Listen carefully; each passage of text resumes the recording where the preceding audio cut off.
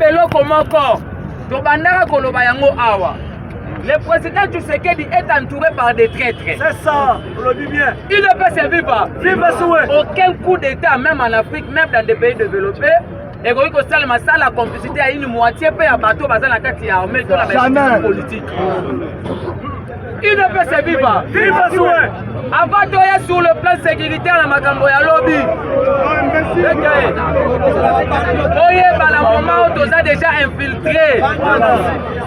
Il y a déjà envoyé par les soi-disant opposants pour venir voir prendre aussi des informations.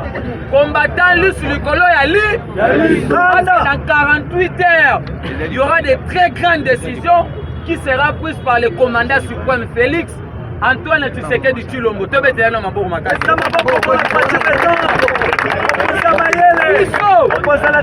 Makambo tokoloba. Et là, on peut pas biso courage, c'est parce que le président Tshisekedi est en vie. Admettons que le président n'était pas là, Yango balobara, toute armée forgée contre toi sera ni le sang. Yali Bosso. Pour moi, qui m'a avait convoqué une réunion avec le président de l'Union sacrée pour la rediscuter pour le bureau définitif de l'Assemblée nationale. Au moment où le pays n'a pas un gouvernement définitif, le pays n'a pas un bureau de l'Assemblée nationale définitif. Il y a aussi quelques individus qui sont en train de bloquer. Il ne peut se vivre. Alors, qui présidium, pas Kende, parce que l'élection fallait que ça les samedi. Pas qu'on rediscuter, parce que c'est une grande partie orientale et puis la représentativité féminine. Oh, bazongaki. Tola muka. Oh, coup de tel n'a que Salema. Il ne peut se vivre. Je vais vous dire un truc. Coup de tel n'a Salema lobby. C'est d'abord en complicité, nous allons citer les noms. C'est d'abord.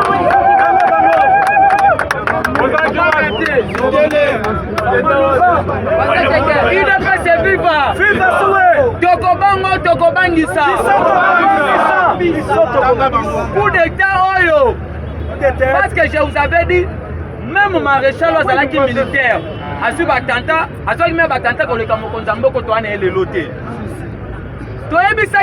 Il y avait une cabale contre la République, c'était depuis longtemps. Dans cette cabale, il y avait Joseph Kabila, il y avait Corneille Nanga, il y avait John Noum. Tango Basala qui plan, je vous avais déjà un bateau à Kouedara Mokoto, ce sont des assoiffés à pouvoir. Comment Kamere qui n'est pas un président de la République, Ambongo a été reçu par le chef de l'État la semaine passée avec le blanc, l'américain ou nos ceintures. Parce que dans la vidéo, tout le monde américain, on a dans la carte. Il ne peut se vivre. Ambongo était parti flatter, disquer le chef de l'État. Parce qu'il y avait déjà un plan machiavélique qui préparait un lobby au Bassalaki. Dans ces plans, parce qu'il y avait déjà des poursuites judiciaires qui lançaient contre le cardinal Ambongo. Et la justice congolaise est fait ça qui me fait que le cardinal Ambongo a bimalibanda ya mboka te. Par Christian Malanga, to betila nanu ba armée na biso maboko makasi. Christian Malanga. D'abord qui est Christian Malanga? Christian Malanga c'était un ancien capitaine de FARDC à l'époque. Là il n'était pas au pouvoir. En 2011, il avait aussi postulé comme député national à Zouakité. Il est allé en exil aux États-Unis d'Amérique en créant un parti politique qu'on a PCI comme ça. Et il a été nommé à l'époque, en 2013, comme étant ambassadeur de la table ronde. Et il a formé un mouvement militaire zaïrois qui travaillait avec sa femme et puis ses 3 enfants. Récemment, ils étaient dans Malawi. Ils étaient aussi partis préparer un coup à Malawi. Qu'est-ce qui se passe? Nakati Mboka Lambiso, nous avons tous les services de sécurité. Il y a les renseignements militaires. Le renseignement militaire, il y a des MIAP. Renseignements civils et militaires. Il y a la DGM. Il y a tous les services de sécurité. Il y a la NER. Tout ça, c'est qu'on analyse. C'est ça. Christian Malanga, à mon avis, il était déjà dans la capitale depuis longtemps. Il est tenté par quelle baguette magique? Par quelle baguette magique? Question MAF. UDPS viva! Viva! Combattant de Okoya. Christian Malanga le cas qui n'a plateau de la place dans une émission. À l'objet que non, c'est depuis 1960, Otozoa qui est indépendance. De Okoko, je crois, on a 68 comme ça. Et en fait, dans l'époque, il y a un musée. Un musée pour libérer Mboka. À Kenya qui concerne aide à des pays voisins, le Rwanda, le Ouganda, pour faciliter à Kota. Mais cette fois-ci, il y a un Mboka pour libérer Mboka na population congolaise. Il y a une population qui a 4 ans et qui a 2 ans. UDPS viva! Quand on sali la déclaration, vous avez vu des photos. Christian Malanga était avec Martin Fayoulou. C'est ça, très bien. C'est lui qui se sent piqué connaît l'affaire. Connaît le connaît le kilobi. Et Sida Sengi a signé communication au sein de MONUSCO porté Martin Fayoulou. Et sécurisé Martin Fayoulou. UDPS viva! Il y a eu des photos. Il y a Christian Malanga avec Cardinal Ambongo. Parce que Cardinal Ambongo, c'est le démon de la République à l'état pire. Ah oui, je n'ai jamais vu un cardinal comme ça. Teinté d'une haine viscérale. Leur problème, c'est d'éliminer la personne physique du chef de l'État. Christian Malanga, en complicité avec la communauté internationale, la France et les États-Unis d'Amérique. Tango Bakoti, en bénédiction avec quelques pays voisins d'Abisso, l'Angola, le Brazzaville et puis le Rwanda. Parce que Mokonzamboka a déjà rejeté que Makamouya fait des routes à Angola. Il y a Lorenzo, et le gars qui est Nabiso, donc il ne discuter na Banguna Yamboka. Christian Malanga était déjà dans le pays depuis quelques mois. Oyo bazali ko préparer plan machiavélique. Siko yoka tolobo tolobate. Combattant. Oh le kilobi, c'était une façon de distraire la population congolaise. Yoka siko.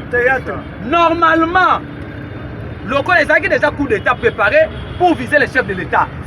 Si on peut pas distraire la population, babandi n'ont pas caméré. Très très. C'est ça. Azana kati. Tout le bate. Oh babanda nango. Babandi nango et pas caméré. Parce que caméré. Merci beaucoup Mutuna Bango. Oui. Parce que caméré, c'était un assoiffé du pouvoir. Il est prêt à tout pour avoir le pouvoir. Il a accepté de sacrifier ses 2 gardes de corps pour distraire la population congolaise. Quoi faire? Il faut que ne pas caméré pour cibler caméré, pour cibler l'institution de la République. La personne visée, c'était le chef de l'État. Donc il s'est mingongo. Tant que Mokonza Mboka a mis présidium, parce que Mokonza a 4. Tant qu'on a mis présidium, voici à l'objet qui est rediscuté. Déjà rediscuté, il fallait que Bandara na président on va venir qui na primaire, Tinasé. Et Kamere se voit déjà que parce que Kamere actuellement pour la présidence de l'Assemblée nationale, il est prêt à tuer même tout le monde. Alors, tant qu'on va l'équipe, c'était une façon de distraire la population congolaise. Mbalamoko balongo kuna, il pouvait imaginer directement il a parlé de la nation. Mokonza Mboka tellement, le peuple a besoin de vous, Fachi. Il ne faut pas diriger le pays avec les cœurs. On doit frapper sérieusement. Parce que déjà cette nuit, il y aura une réunion au Conseil de sécurité au Sokota. On va prendre de très grandes décisions dans 48 heures. Il n'est pas se vivre. Tant qu'on va commis, va continuer à parler de la nation. Papa, donc on a parlé de la nation. Place au bateau, on a commis, combien de barrières? Il n'est pas se vivre.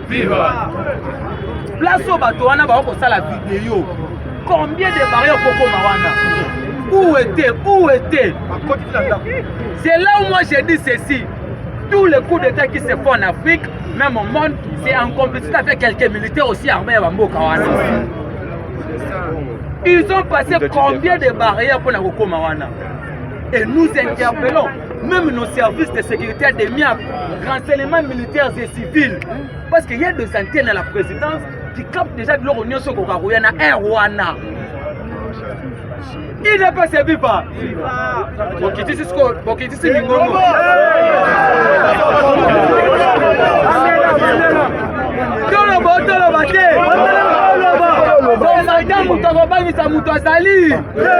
Nous, ce qui nous concerne, c'est la présence du chef de l'État. Faut-il sortir à Zate Biso la ville de côté les Mawa? Parce que les ennemis continuent toujours avec leur plan machiavélique. Directement quand ils sont arrivés, vous avez vu ce qui fera Christian Malanga. Christian Malanga, quand on va dire que ça va bien, gloire à Dieu, Domoni, famille na elle va coller la matanga. On est bibi. Quand on voit la banque, ça va ça makambo, bango bazala ki wa. Et surtout, un militaire qui a tué Christian Malanga, il va être élevé au rang à haut gradé armé. Amen.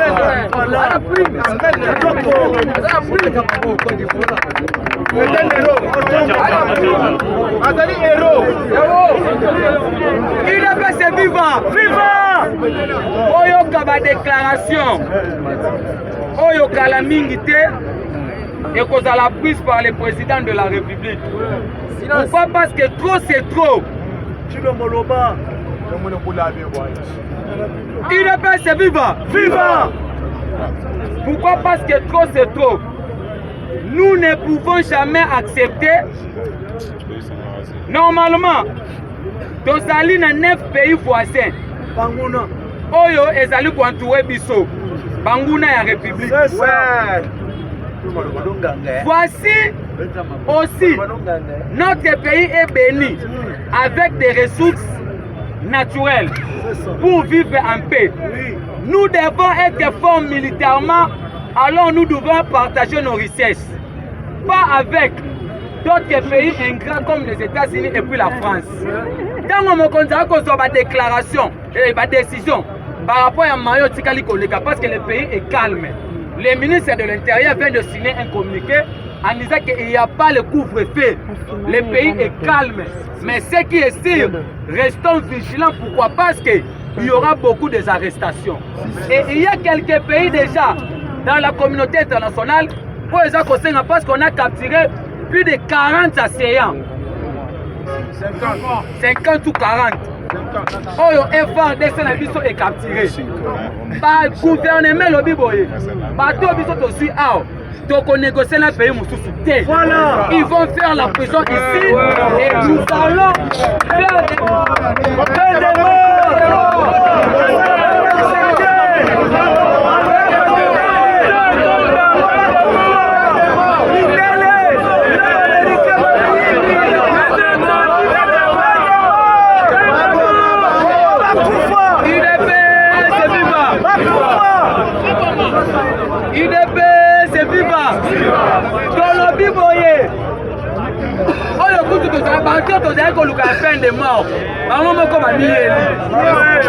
Parce que Batouana, Bakokende Lussousouté, Bakotika la Awa.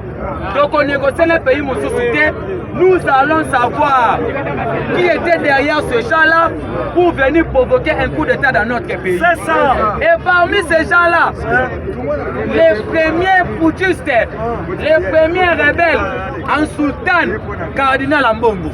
Et directement, le procureur général de la Cour de cassation, Firmin Fondo, a envoyé une deuxième invitation encore. Voilà. Afin que cardinal Ambongo puisse répondre à ce sac. C'est le cardinal qui avait envoyé des gens. Bakende, correction de Corneille Nanga. Le cardinal est allé plus loin en demandant au gouvernement pas armer Wazalendo doté au baza ba patriote congolais ba ko sala mosala malamu. Na kanda wana, je vous dis ceci, dans le gouvernement za kobima, nous allons changer la constitution. L'article 70, l'article 220. Donc on peine de mandat de 5 à 7 ans renouvelable de 14. On peut changer. Et oui, n'a pas servi communauté congolaise et France. Basenga qui Mokonzi a révisé quelques articles de la Constitution. Les lois vont se gouvernement. Gouvernement peut être bloqué par rapport à l'esprit de la Constitution. Constitution, c'est ça qu'on va boyer. Ce qui est comme président, il faut, avant le gouvernement Bima, Azelana nous arrête définitif la Cour constitutionnelle. Les autres sont déjà temps. Il y a mis balai. Il faut un député national pour battre l'Assemblée nationale. Basé là, arrêt définitif, il y a Cour constitutionnelle. Les autres bénéficient le sous-temps.